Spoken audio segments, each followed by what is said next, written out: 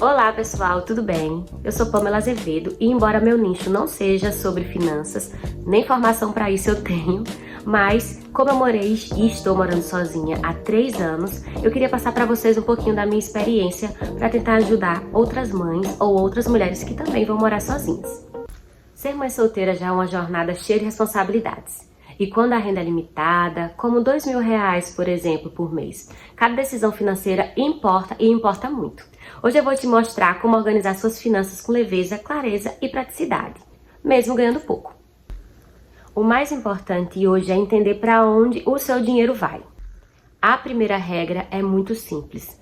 Não dá para organizar o que você não conhece. Antes de organizar ou cortar alguma coisa, você precisa entender o que você gasta durante todo aquele mês. Então você precisa fazer primeiro uma organização dos seus gastos mensais. No meu caso, eu tive que organizar de acordo com os meus gastos. Como eu ganhava R$ 2.000, então eu precisava fazer uma organização em cima daquela base. Então eu comecei a criar uma planilha ou uma listinha mesmo num caderninho, normal assim, fazendo um caderninho, escrevendo os gastos do mês, na verdade, né? Então eu coloquei a parcela da casa, o valor da luz, da água, da internet e do celular, quanto eu gastava do mercado, quanto eu gastava de transporte, na escola do Miguel, quanto eu gastava com lanche para ele também, quanto eu gastava com remédios, porque a criança adoece e você também adoece.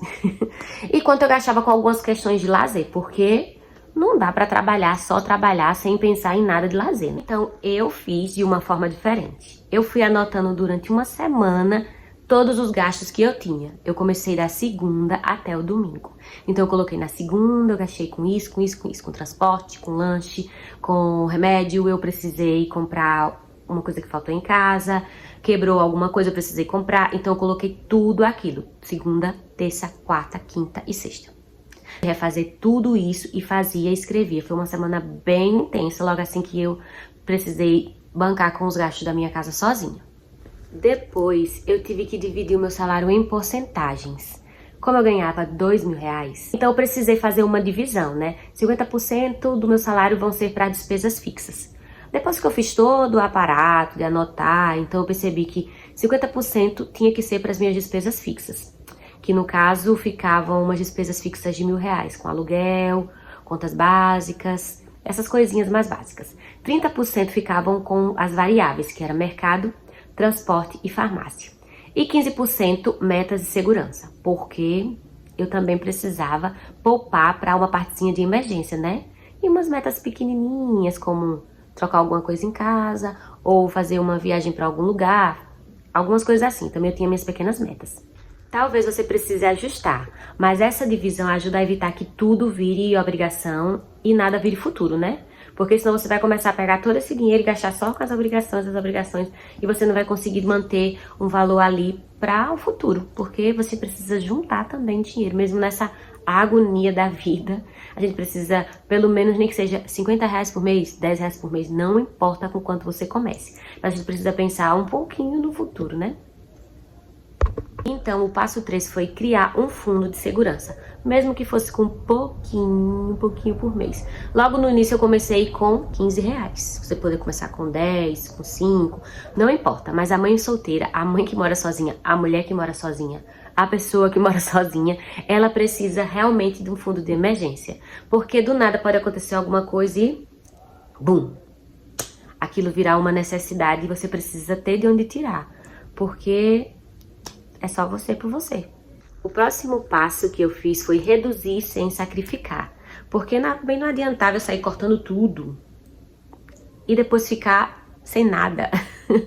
Então o que foi que eu fiz? Eu fui organizando. Se eu comprava um produto um pouco mais caro, eu tentei comprar um produto um pouco mais barato, ver o que eu gastava por mês e não desperdiçar tanto. Porque se eu comprava R$ 5 de pão e só comia eu pão, não tinha pra que eu comprar R$ 5 de pão, né? Então eu comprava R$ 2 de pão.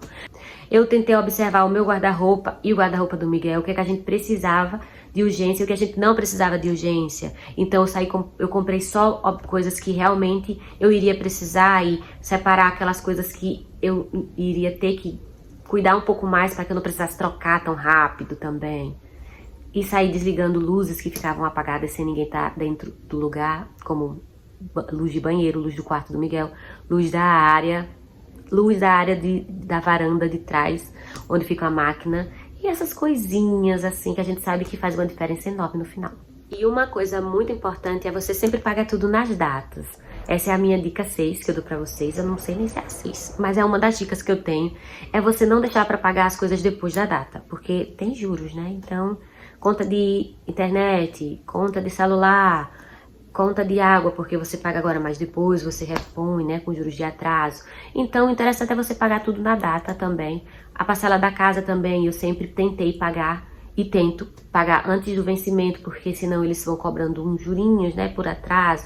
Isso depois me cobrava 15 reais da parcela a mais, ou então 20, chegou a ficar uma vez 20 reais, eu fiquei bem assustada, então eu tentei fazer tudo isso pra pagar certinho. Então assim, evitar os atrasos e pagar tudo na data certinha também é muito importante. E pra não ficar só naquela mesmice de sempre, né, eu acabava criando algumas metas. Por exemplo, eu queria trocar o forro do meu sofá, então eu criava uma meta dentro daquele meu valor, juntando dinheirinho para trocar o forro do sofá. Aí eu queria comprar a cortina nova aqui para casa, então eu organizava a minha meta do salário, uma porcentagemzinha para trocar a cortina nova. Ah, eu quero comprar o fardamento da escola do Miguel sem precisar parcelar, então eu ia juntando o valorzinho para comprar as fardas à vista e assim ter desconto. A mesma coisa com material escolar, todo final de ano, eu já começava em agosto a guardar uma porcentagemzinha do valor, mesmo que fosse pequena, para conseguir comprar maior quantidade de materiais escolares à vista também, sem precisar parcelar em cartões.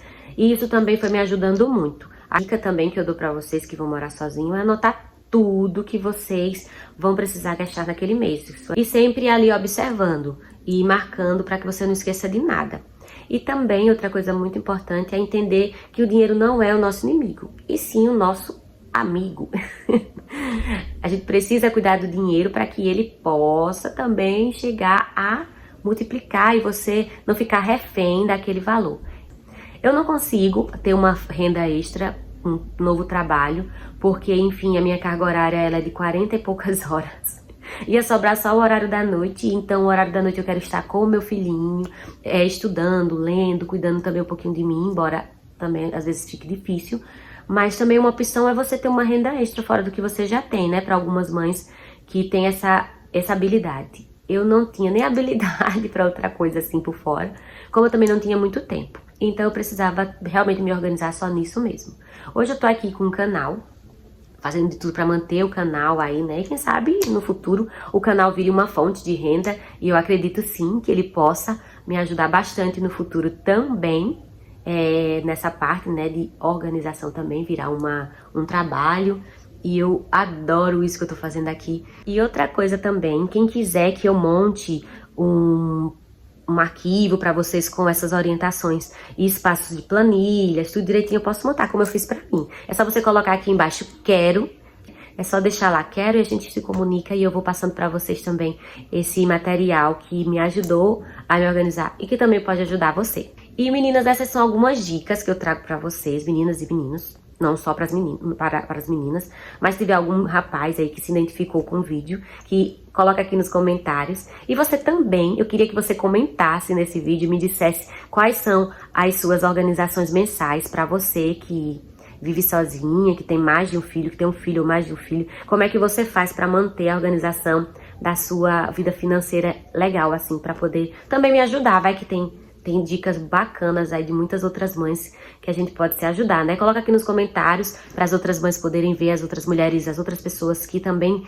pensam em morar sozinha, que também pensam nessa autonomia e que vão poder ver o seu comentário e se identificar, e também com uma forma de ajuda, né? Que toda ajuda é boa. Até o próximo vídeo.